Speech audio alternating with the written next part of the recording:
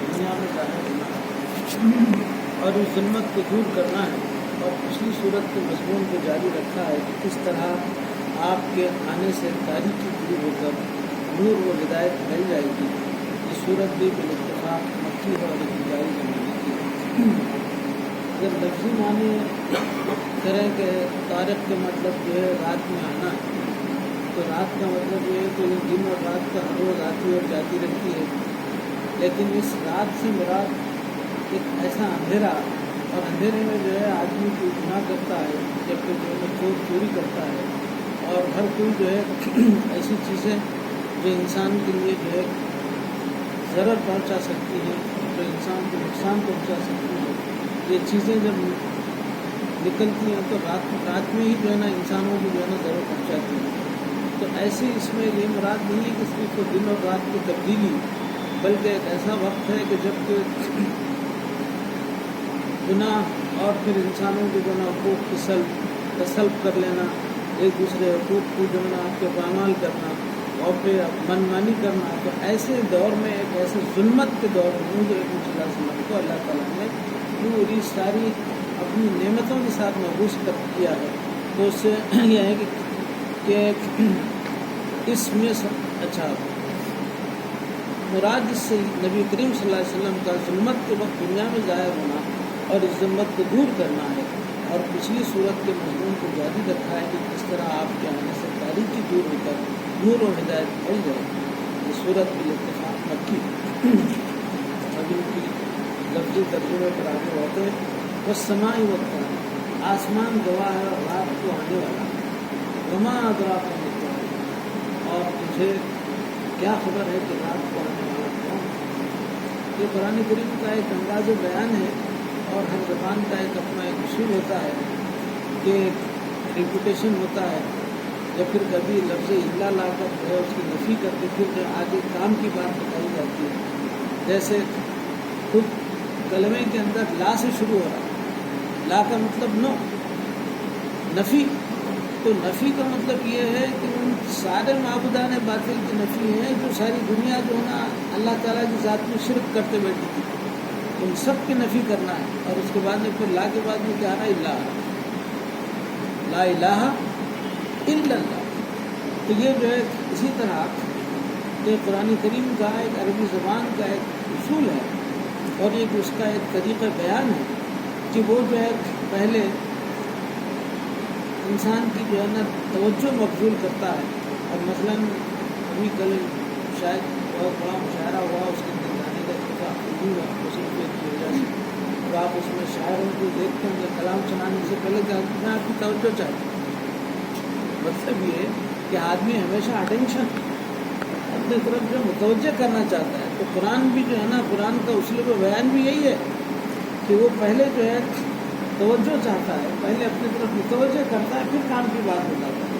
تو یہ آسمان گواہ ہے اور رات کو آنے والا، اور تجھے کیا خبر ہے کہ رات کو آنے والا کون ہے؟ یہ بند کر دے گا آپ کو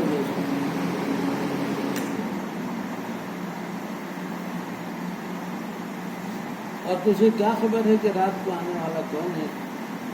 النجم الثاقب، چمکتا ہوا ستارہ، طارق طریقۃ رستہ ہے، اور طارق رستے پر چلنے والا، لیکن تعارف میں رات کے وقت آنے والے سے مخصوص ہو گیا ہے، اور نجم کو بھی اس کے رات کے وقت ظہور کرنے کی وجہ سے طارق کہا جاتا ہے۔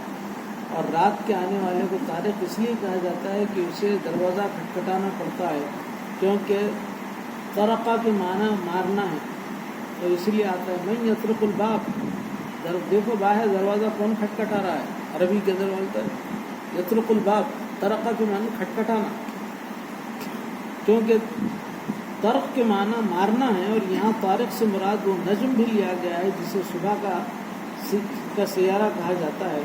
اور ہند کا قول ہے کہ نحنو بنات طارق، ہم طارق کی بیٹیاں ہیں، یعنی ہمارا باپ شرف اور علو میں ستارے کی طرح ہے، اور کہا گیا ہے کہ مراد ہیں ہم لوگوں میں سے صاحب مرتبہ کی بیٹیاں ہیں، گویا کہ وہ علو قدر کے لحاظ سے نجم ہے، اور طارق ہر نجم کو بھی کہتے ہیں کیونکہ وہ رات کو نکلتا ہے. اور یذهبن بطریقتکم المثلی میں طریقتن کے معنی رجال اور اشراف بھی کیے گئے ہیں، کیونکہ عرب لوگ بڑے صاحب فضل کو کہتے ہیں کہ یہ اپنی قوم کا ایک طریقہ ہے. حضرت صلی اللہ علیہ وسلم کی مشابہت صبح کے سیارے سے. یہاں آسمان اور طارق کو شہادت میں پیش کر کے خود ہی بتا دیا کہ طارق چمکتا ہوا ستارہ ہے، اور وہ لفظ ثاقب میں اشارہ ہے کہ اس کی روشنی ایسی تیز ہے کہ تاریکی کو پاش پاش کر دے گی. اور چونکہ طارق کا لفظ عربی زبان میں عظیم الشان لوگوں پر بولا جاتا تھا، اس لیے یہاں اس میں خاص اشارہ حضرت نبی کریم صلی اللہ علیہ وسلم کی طرف ہے.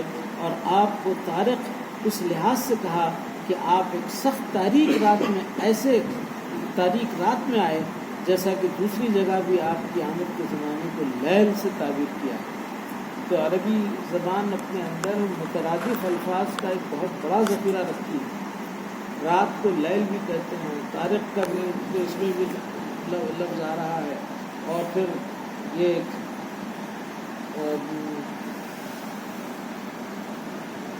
لیلا و نہارا کا بھی ذکر ہے. تو یہاں خاص طور پہ حضرت نبی کریم صلی اللہ علیہ وسلم کو اس طارق اس لحاظ سے کہا کہ آپ ایک سخت تاریک رات میں آئے، جیسا کہ دوسری جگہ بھی آپ کے آمد کے زمانے کو لیل سے ہی تعبیر کیا. ان کل نفس لما علیہا حافظ، کوئی جان نہیں مگر اس پر حفاظت کرنے والا ہے. فلینظر الانسان مما خلق، بس انسان دیکھے کہ وہ کس چیز سے پیدا کیا گیا. انسان اپنی قوت ارادی سے یا اس کی جسمانی قوت پر وہ اتنا گھمنڈ کرنے لگتا ہے کہ بس جو کچھ ہے میں ہی ہوں. کوئی آدمی جو ہے نا اگر کوئی پہلوانی کرتا ہے اور اپنے آپ اپنے جسم کو جو ہے نا بہت مضبوط بناتا ہے، اور اس کے بعد پھر جب اس سے کوئی ملتے ہیں کرتے ہیں تو وہ اپنے جسم کا ایسا جو ہے مظاہرہ کرتا ہے، اور وہ ایسا ظاہر کرتا ہے کہ بس وہ الی الابد جو ہے نا رہنے والا، ہمیشہ کے لیے رہنے والا. تو ایسی خیالات رکھنے والوں کے لیے قرآن کریم میں کہہ رہا ہے کہ فلینظر الانسان مما خلق، کہ وہ انسان اپنی خلقت پہ غور کرے کہ وہ کیسے پیدا کیا گیا. بس انسان دیکھے کہ وہ کس چیز سے پیدا کیا گیا. خلق من ماء دافق، وہ گرائے ہوئے پانی سے پیدا ہوا ہے. یخرج من بین الصلب والترائب، اور پھر وہ جو ہے پانی انسان کے جسم سے، یہ دو مرد اور عورت صرف دو ذات ہیں دنیا کے اندر. لوگوں نے جو ہے نا بہت ساری ذاتیں بنا لی ہیں، لیکن جو ہے قرآن اسلام کی اور قرآن کریم کی جو ہے نا آپ کے روح سے اگر کوئی ذات اگر ہے تو وہ مردوں کی ہے اور عورتوں کی، دو ہی بس. تو اس میں تو وہ کیا کہ انسان کی پیدائش کے لیے کیا ہے کہ مرد اور عورت کا ملاپ ضروری ہے. ملاپ کے بعد پھر جو ہے ان کی تخلیق کیسے ہوتی ہے. یخرج من بین خلق من ماء دافق، اور یہ جو اچھلتے ہوئے پانی سے جو ہے دافق کہتے ہیں اچھلتا ہوا. تو یہ انسان کے جسم سے جو مادہ منویہ کا اخراج جب ہوتا ہے تو وہ اچھلتا ہوا جو ہے نکل کے جو بڑی قوت سے جو ہے عورت کے رحم میں داخل ہوتا ہے. اور یخرج من بین الصلب والترائب، اور پانی آتا کہاں سے اس کی بھی وضاحت کر دی گئی کہ یقیناً وہ پیٹھ اور پسلیوں کے بیچ سے نکلتا ہے. تو وہ جو ہے سلب کہتے ہیں ریڑھ کی ہڈی کو، اور اسی لیے اسی سے سلیب ہے. سلیب جو دی گئی تھی عیسیٰ علیہ السلام کو، وہ لٹکا دیا گیا تھا تو وہ بالکل پیٹھ کی ہڈی جو ہے نا بالکل سیدھی ہو جاتی تھی، اسی لیے اس کو سلیب کی. وہ ترائب کہتے ہیں عورت کی چھاتیاں. تو یہ جب انسان کے جسم کا یہ مادہ جو جس سے انسان کی تخلیق ہوتی ہے تو وہ مرد اور عورت کے کن حصوں سے نکلتا ہے اس کی بھی جو ہے قرآن نے اس میں وضاحت کر دی ہے. اور اس میں کہا گیا ہے کہ تفصیل سے کہ اچھا اب یہاں 77 کے اندر کیا بتا رہے ہیں. اچھا کیونکہ ساری دنیا پر تاریکی اور جہالت چھائی ہوئی تھی تو نجم ثاقب اس لحاظ سے کہ آپ کی قوت قدسی کو تیز روشنی اس جہالت کی تاریکی دور کرنے والی تھی. اور انجیل میں اس لطیف استعارے کو ایک بدنما رنگ میں پیش کیا ہے جہاں مسیح کے آنے کو ایک چور سے مشابہت دی. حضور اکرم صلی اللہ علیہ وسلم کی آمد کو قرآن جو ہے ایسے القابات سے مخاطب کر رہا ہے اور انجیل کے اندر جو ہے حضرت عیسیٰ علیہ السلام کی آمد کچھ اور سے جو ہے نا وہ اور مسیح کے آنے کو ایک چور سے مشابہت کی جو رات کے وقت آتا ہے، متی 24 43 اور 44 آیات۔ اور قرآن کریم نے حضرت صلی اللہ علیہ وسلم کو طارق کہہ کر صبح کے سیارے سے جو ہے مشابہت کی ہے، اس لیے گو رات کو آتا ہے مگر اس کے بعد جلدی دن چڑھ جاتا ہے۔ اور جواب قسم ان کل نفس لما علیہا حافظ، اور بعض نے انہو علی رجعہ لقادر کو جواب قسم آپ کے کہا ہے، اور حقیقت میں دونوں کا مطلب ایک ہی ہے، کیونکہ وہ بعض نے حافظ سے مراد یہاں اللہ تعالیٰ کی حفاظت کو لیا ہے، مگر اصل مطلب حفاظت اعمال سے ہے، جیسا کہ ابن سیرین اور ابن عباس سے مروی ہے، یحفظ علی عملها ویحصى علیہا ما تکسب من خیر او شر۔ اور یہ حافظ وہی ہے جس کا ذکر لحافظین کرامین کاتبین میں ہے، اور اعمال کے محفوظ کر لینے کا نتیجہ ہی دوسری زندگی ہے، بس انہو علی رجعہ لقادر، اسی کا نتیجہ ہے۔ رسول اللہ صلی اللہ علیہ وسلم کے وجود کو اللہ تعالیٰ نے قیامت یا بعثت کی شہادت ٹھہرایا، اس لیے کہ آپ کے وجود سے اس دنیا میں قیامت روحانی قائم ہو کر قیامت کبریٰ کی صداقت پر کھلی گواہی ہو گئی ہے۔ ہم یہاں دافق کی جو ہے تفصیل میں بتا رہے ہیں۔ دافق دفق پانی کا گرانا ہے اور وہ متعدی ہے، اور ماں ان دافق سے مراد ذو دفق ایک ہی مرتبہ گرایا ہوا۔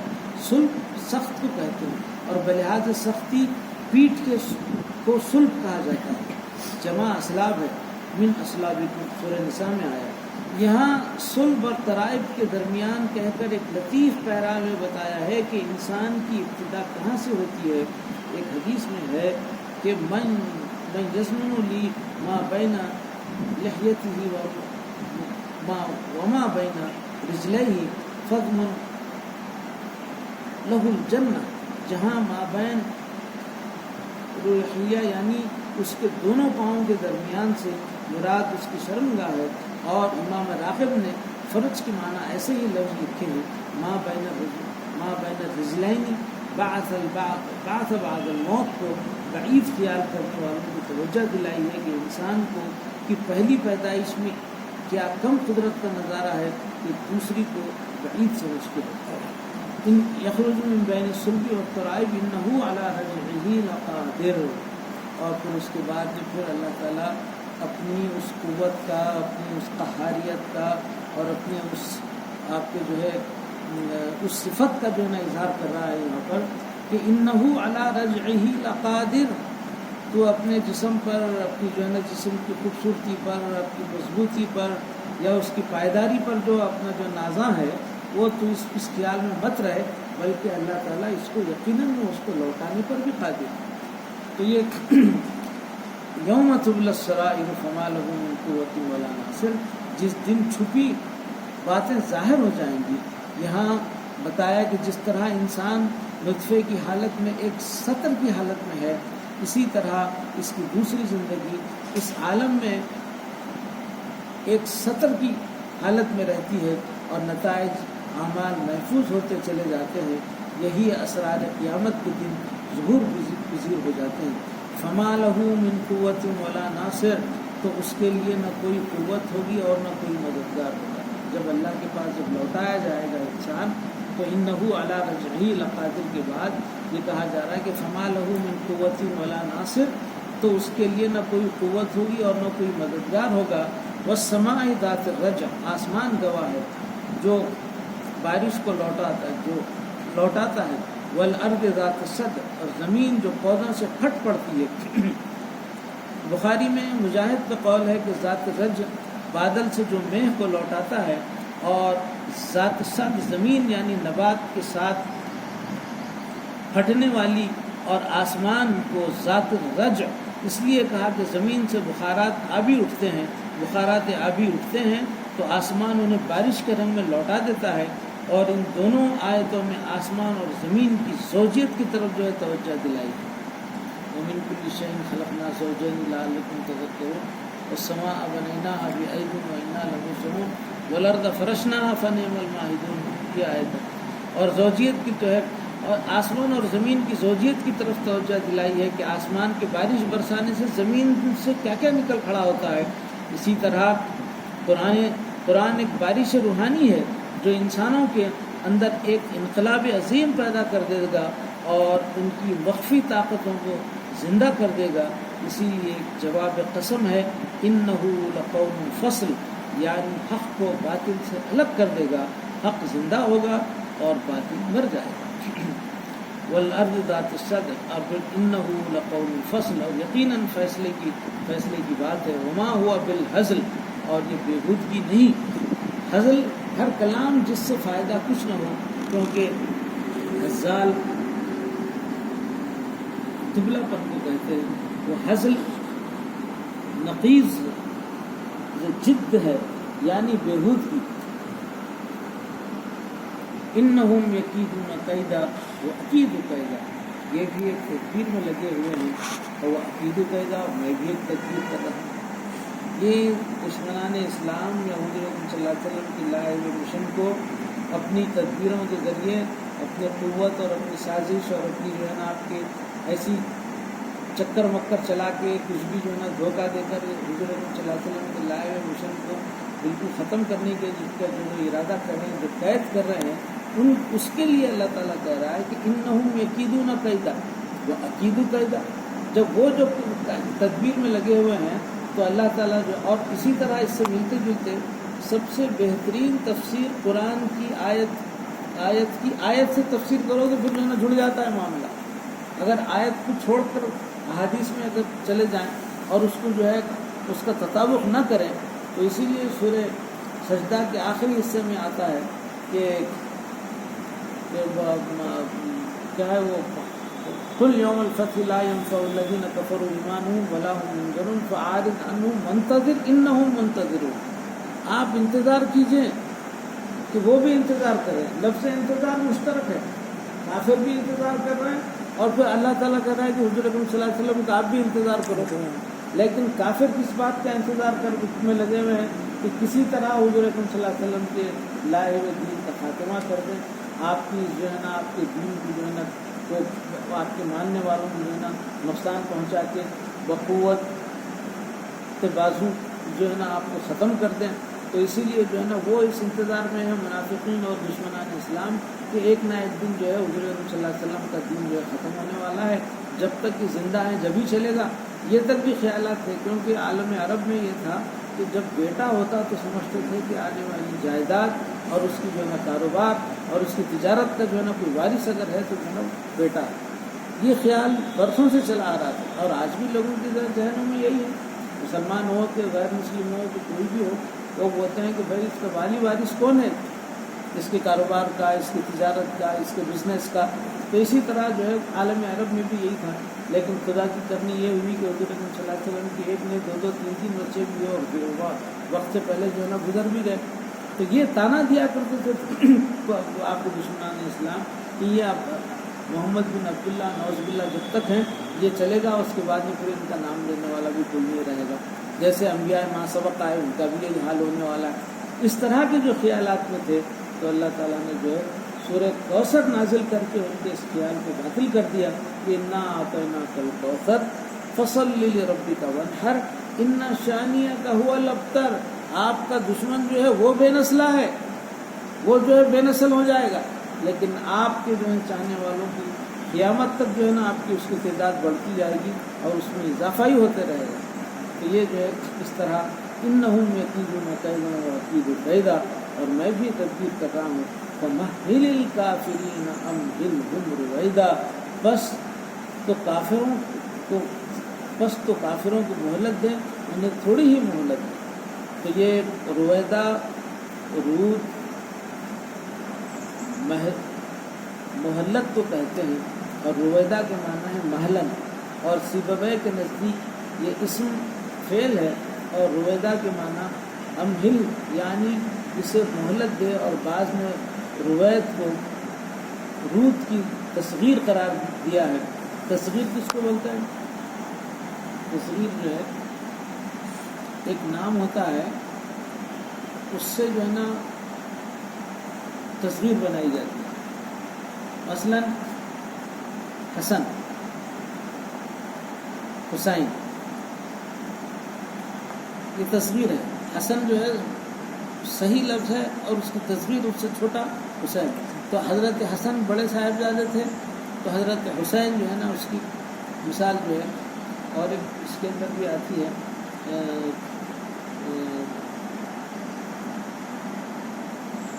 عربی میں فی الحال مجھے اس کی مثال یاد نہیں آ رہی، لیکن تصغیر کا مطلب یہ ہوتا ہے کہ ایک نام مکمل جو ہے نا اپنے وہ صفات لیا ہوا ہوتا ہے، اس سے کم والے کو جو ہے نا تصغیر کہا جاتا ہے. تو یہاں